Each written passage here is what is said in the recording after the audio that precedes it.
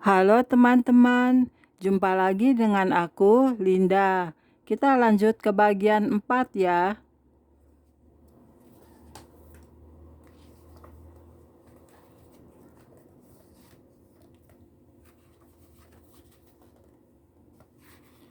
Oke, mari kita mulai.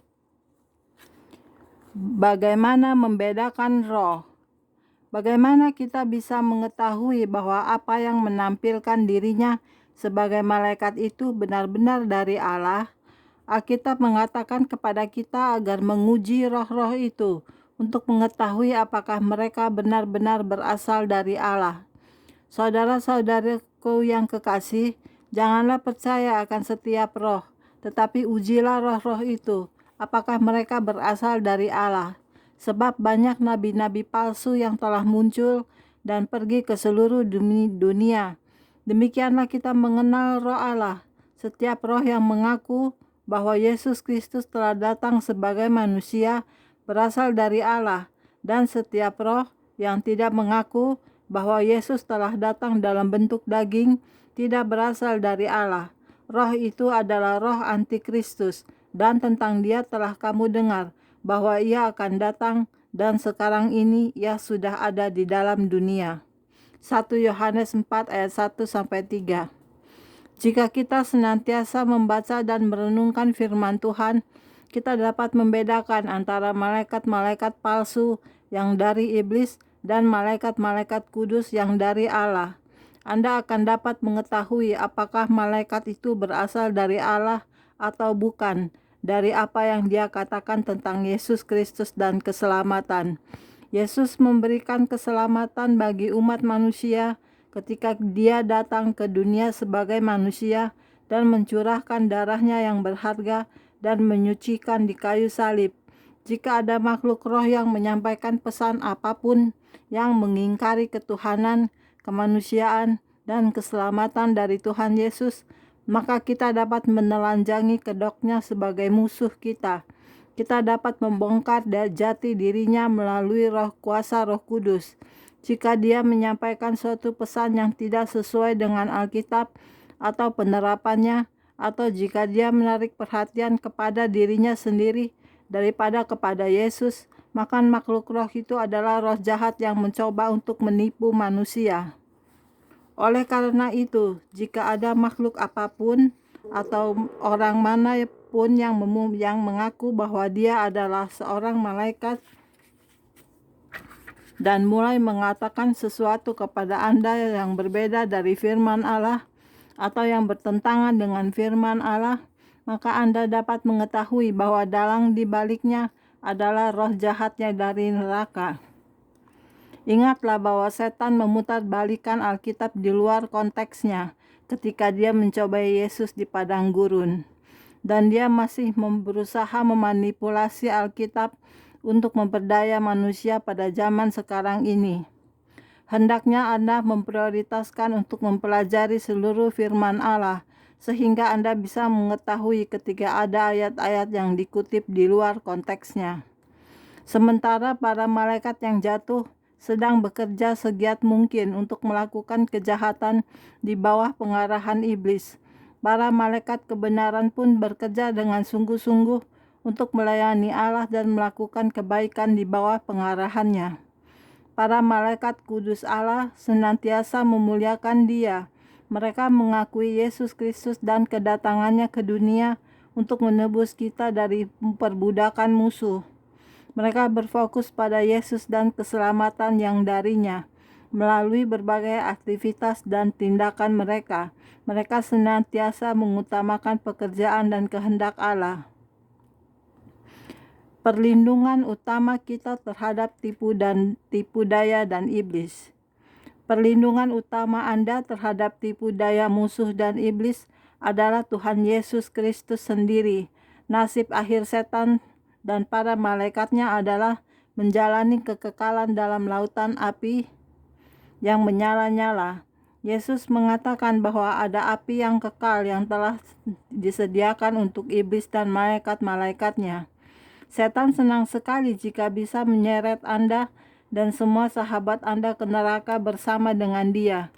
Izinkan saya memohon kepada Anda untuk tidak membiarkan hal ini terjadi pada Anda. Percayalah kepada Tuhan Yesus Kristus dan terimalah Dia sebagai juru selamat Anda hari ini juga. Kemudian, ketika Anda belajar tentang malaikat, berdoalah kepada Allah Bapa dalam nama Yesus dan mintalah bimbingan dan perlindungannya sehingga Anda tidak akan tertipu oleh musuh. Ingatlah bahwa Yesus selalu lebih berkuasa daripada iblis dan roh-roh jahatnya karena mereka hanyalah makhluk-makhluk ciptaan, sedangkan Yesus adalah Allah.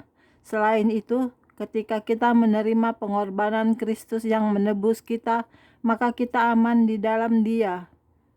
Roma 8 ayat 38-39 mengatakan, sebab aku yakin bahwa baik maut maupun hidup, baik malaikat-malaikat maupun pemerintah-pemerintah, baik yang ada sekarang maupun yang akan datang, atau kuasa-kuasa baik yang di atas maupun yang di bawah, ataupun sesuatu makhluk lain, tidak akan dapat memisahkan kita dari kasih Allah yang ada dalam Kristus Yesus Tuhan kita. Ketika Yesus akan ditangkap dan disalibkan, Dia berkata bahwa dengan mudahnya Dia dapat memanggil puluhan ribu malaikat untuk datang menolongnya. Atau kau sangka bahwa aku tidak dapat berseru kepada Bapakku supaya Ia segera mengirim lebih dari 12 pasukan malaikat membantuku?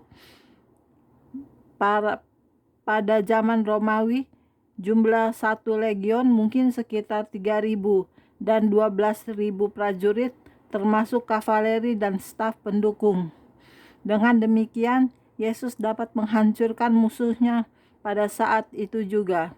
Tetapi Dia membiarkan dirinya disalibkan demi kita. Melalui kematian dan kebangkitannya, Dia memulihkan hubungan kita dengan Allah. Dia membayar harga yang sangat mahal untuk memberi kita pengampunan dosa dan kehidupan yang baru dalam Dia. Suatu kali, ketika saya sedang berdoa dengan sungguh-sungguh, saya mendapat sebuah penglihatan tentang hari penyaliban Kristus. Itu begitu menghancurkan hati saya. Saya melihat tentara-tentara Roma memakukan tangannya ke kayu salib dengan paku yang begitu besar. Saya melihat darah menetes dan mengalir. Saya ingat bahwa saya melihat darah itu tidak hanya dari tangannya, tetapi dari sekujur tubuhnya. Dia telah didera cambukan dan pukulan dengan begitu gencarnya, sehingga saya ingin menghibur Tuhan saya dan melakukan sesuatu untuk menolong Dia. Orang-orang yang melakukan aksi biadab itu mengutuki dan melontarkan sumpah serapah kepadanya. Saat itu Tuhan mendongak dan melihat lurus ke depan. Ketika Dia menatap orang-orang itu, mereka jatuh terpental.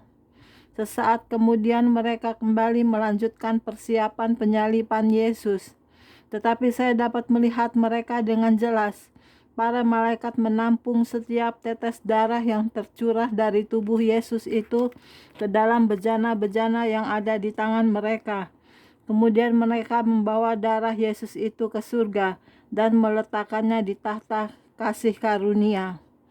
Seperti penebusan dosa pada perjanjian lama yang dilakukan dengan terus-menerus memercikan darah binatang ke tahta kasih karunia dalam ruang mahasuci, jadi darah Yesus juga dipercikan ke tahta kasih karunia di surga.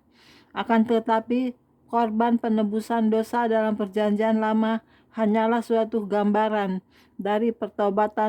dari pengorbanan Yesus. Darahnya sendiri dapat menebus dosa-dosa seluruh dunia sekali dan untuk selamanya.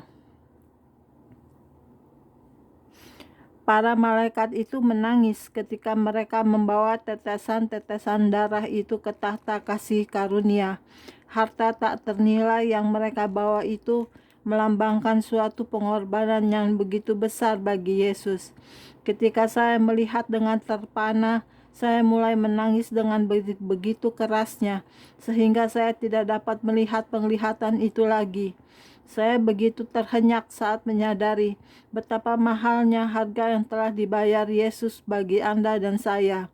ketika dia mengorbankan hidupnya, itu sangat melukai dia. Di situ ada penderitaan yang luar biasa.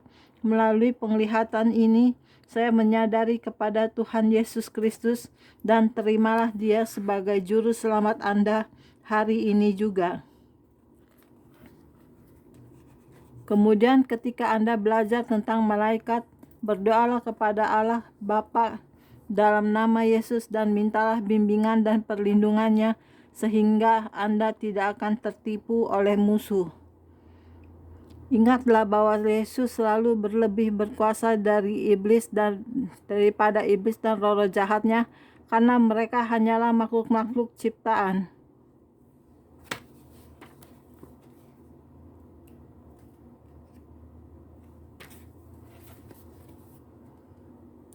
Maaf teman-teman, ini halamannya ada double ya teman-teman, jadi saya baru menyadari. Ya, saya lanjut.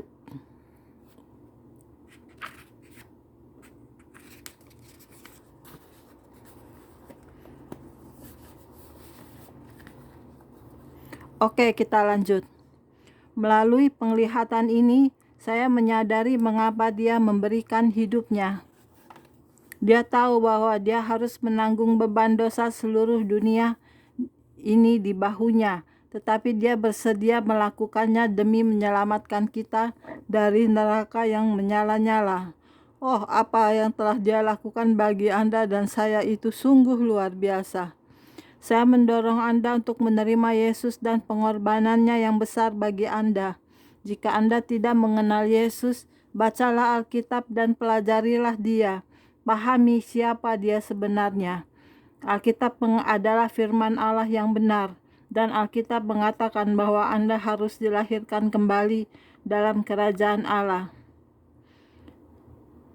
Dosa-dosa Anda dapat dibasuh melalui penebusan yang telah Yesus lakukan dengan mencurahkan darahnya di kayu salib.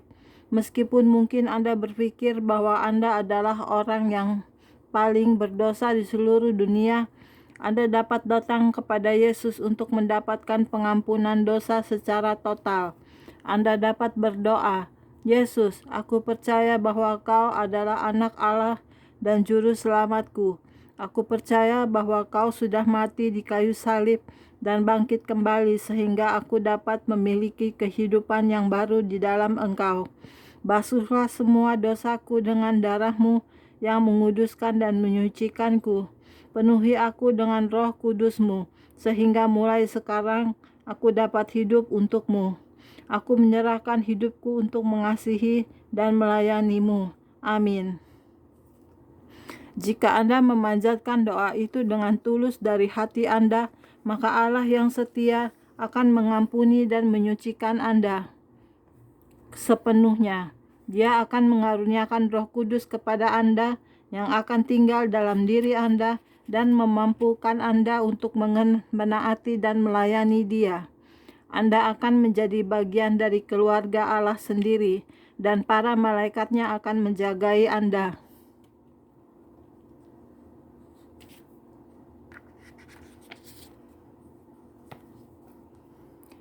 Malaikat-malaikat yang beraksi. Aktivitas malaikat-malaikat dalam kehidupan umatnya tidak hanya terjadi pada zaman Alkitab. Itu masih tetap berlanjut hingga hari ini. Ibrani 1 ayat 14 mengatakan, "Bukankah semua malaikat adalah roh-roh yang melayani, yang diutus untuk melayani mereka yang akan menerima keselamatan?" Yesus menegaskan keterlibatan para malaikat dalam kehidupan manusia ketika Dia berkata, "Ingatlah, jangan menganggap rendah seorang dari anak-anak kecil ini, karena aku berkata kepadamu, ada malaikat mereka di surga yang selalu memandang wajah Bapakku yang di surga." Mazmur 91 ayat 9-12 meyakinkan kita bahwa sebab Tuhan itu ialah tempat perlindunganmu, yang maha tinggi telah Kau buat tempat perteduhanmu. Malapetaka tidak akan menimpa kamu, dan tulah tidak akan mendekat kepada kemahmu. Sebab malaikat-malaikatnya akan diperintahkannya kepadamu untuk menjaga engkau di segala jalanmu. Mereka akan menatang engkau di atas tangannya, supaya kakimu jangan terantuk kepada batu. Allah mengirimkan malaikat-malaikat kudusnya untuk menolong dan melindungi umat kepunyaan Allah yang mengasihi dan melayani Dia. Para malaikat bekerja untuk setiap Anda yang adalah anak-anak Allah. Bukan hal yang mustahil bahwa ada malaikat yang akan muncul di hadapan beberapa orang di antara Anda yang sedang menghadapi suatu kebutuhan tertentu.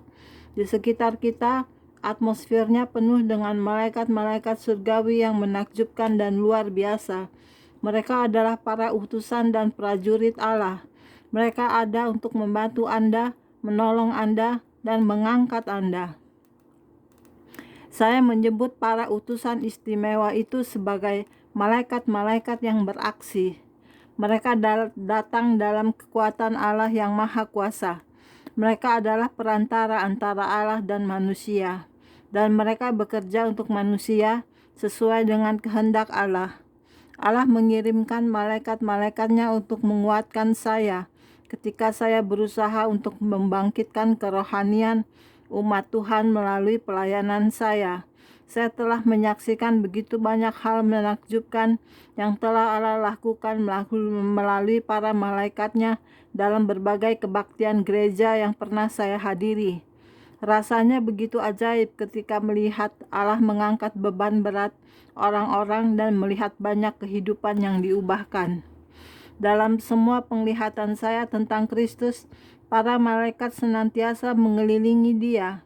Saya sangat bersyukur karena Allah telah memanggil saya untuk menjadi hamba-Nya dan mengizinkan saya untuk menyaksikan penglihatan-penglihatan supernatural dari para malaikat yang sedang beraksi. Jika Anda bertemu dengan seseorang yang tidak percaya akan adanya malaikat, ingatlah bahwa situasi yang sama juga ada pada zaman Yesus. Sebab orang-orang Saduki mengatakan bahwa tidak ada kebangkitan dan tidak ada malaikat atau roh. Kisah Para Rasul 23 ayat 8. Beberapa orang menjalani kehidupan yang dingin dan membosankan, sehingga mereka juga percaya bahwa Allah itu juga dingin dan membosankan. Mereka tidak menyadari Allah itu roh, dan barang siapa menyembah Dia harus menyembahnya dalam roh dan kebenaran. Mereka juga tidak tahu bahwa mereka dikelilingi oleh suatu dunia roh yang vital dan aktif, di mana para malaikat yang baik maupun yang jahat beroperasi.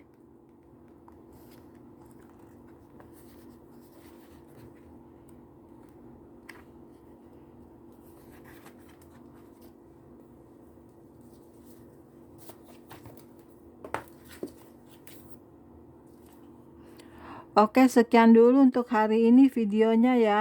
Kita lanjut ke video berikutnya. Jangan lupa subscribe ya. Terima kasih. Tuhan berkati kita semua. Amin. Bye-bye.